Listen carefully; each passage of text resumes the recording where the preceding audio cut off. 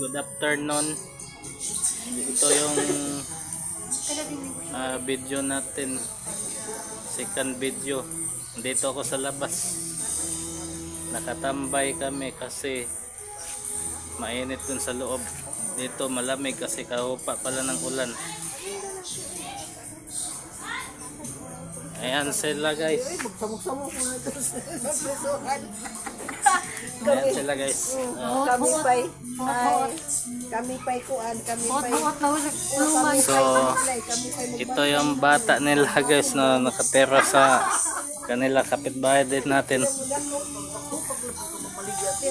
So, ayan, may pinag-usapan sila guys. Ewan ko kung ano yan. Huwag lang tayo mag-mention. Guys, andito yung bahay ng kapitbahay nating iba. Ayan.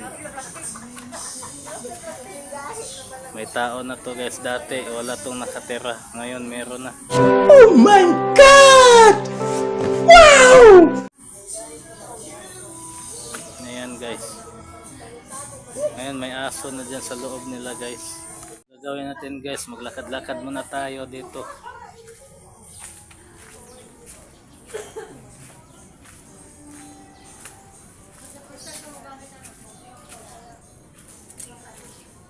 Ayan guys, punta tayo dun sa kabila guys.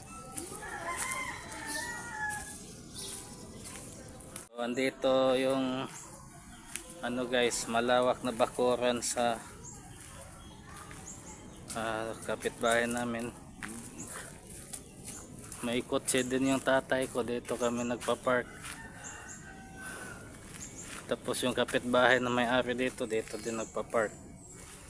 Tapos may bahay ditong bagong gawa lang guys, paupahan daw to dito guys. Wow! Yung bata kanina guys na umalis, babalik na siya sa bahay.